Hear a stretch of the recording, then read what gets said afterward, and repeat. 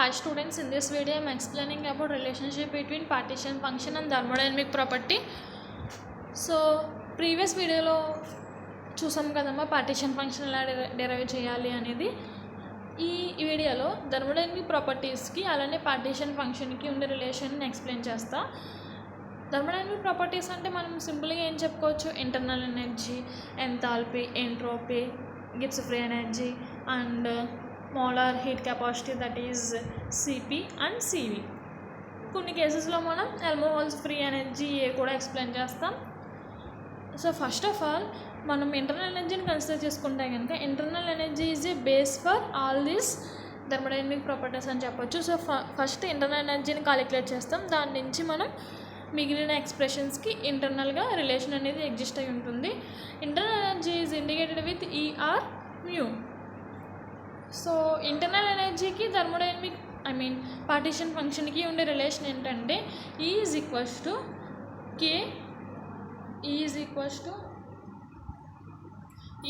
To K T square d/dt ln Q. Here Q means partition function. Suppose we consider molecular partition function, then we place total molecular partition function value. Suppose we consider vibrational partition function, either rotational partition function, either translational partition function, either electronic partition function, that corresponding partition function value is placed in this Q value. Okay, అలా కాకుండా మనం దీన్ని n moles consider చేసుకుంటే కనుక then this equation, that is internal energy equation, becomes nkt square d/dt, sorry ఇక్కడ d/dt అమ్మా, d/dt temperature term, kt square d/dt ln Q for n moles, nkt square d/dt ln Q. Okay, so ఫైనల్గా చెప్పాలంటే కనుక మనం log partition ఫంక్షన్ని differentiation చేస్తాం with respect to temperature, that is d/dt ln Q. ఇది internal energy expression అని చెప్పొచ్చు ఫైనల్గా.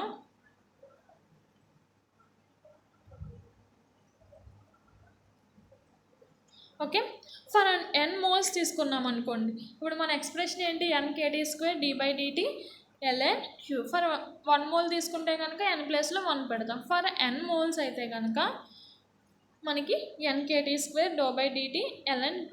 సపోజ్ మనం 1 మోల్కి తీసుకుంటే కనుక అప్పుడు ఏం చేస్తామంటే నెంబర్ ఆఫ్ మోల్స్కి అయితే కనుక number of moles is n అయితే కనుక మనం దీన్ని ఎక్స్ప్రెషన్ ఇలా రిప్రజెంట్ చేస్తాం. సపోజ్ 1 మోల్ అయితే కనుక for 1 mole of a gas containing Avogadro number of particles, then that equation becomes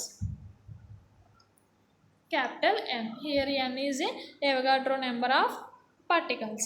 So final equation becomes E is equals to capital N kt square d/dt ln Q.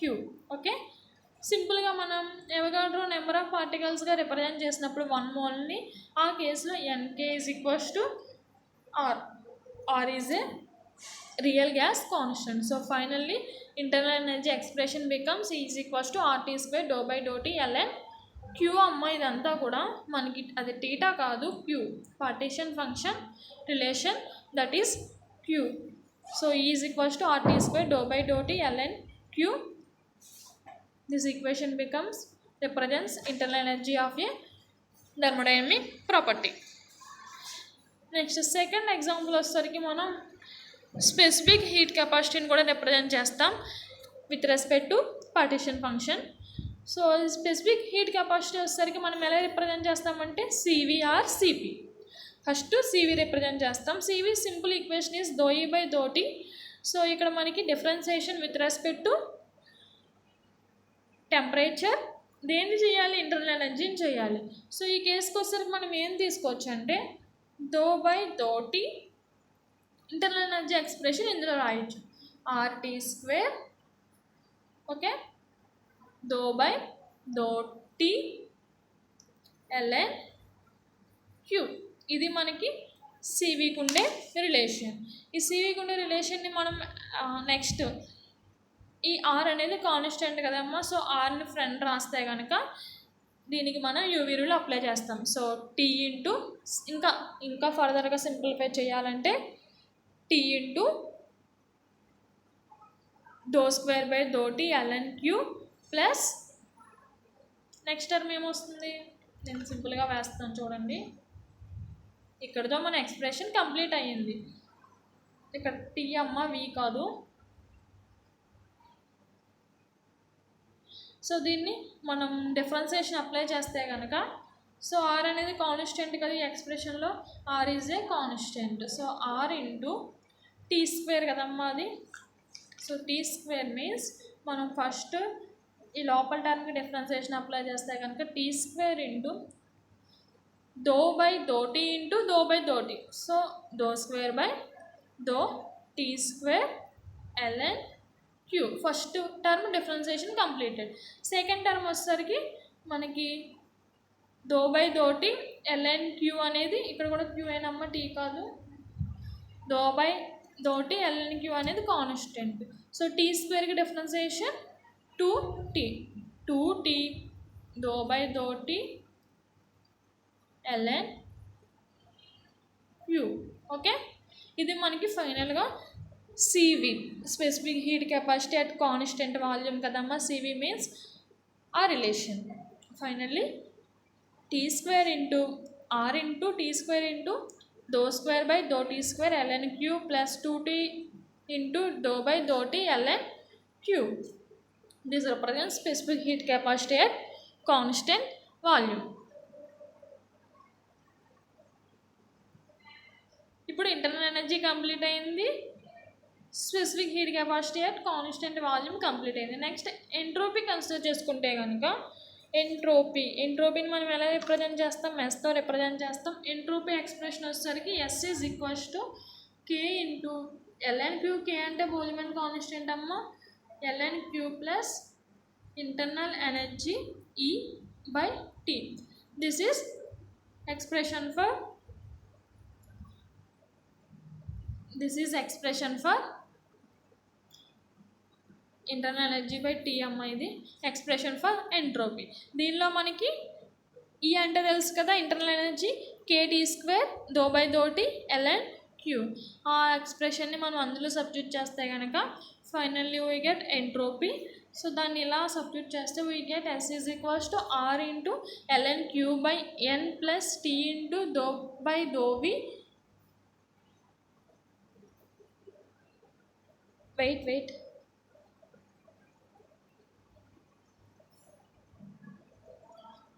Though by though T అమ్మ, ఇక్కడ మీ కాదు, దో by though T plus 1.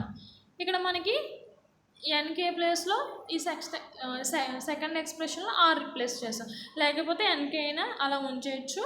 This is about entropy expression in terms of partition function. Next I'm going to fourth thermodynamic property, that is heat content. Heat కంటెంట్ని మనం enthalpy అని కూడా అంటాం.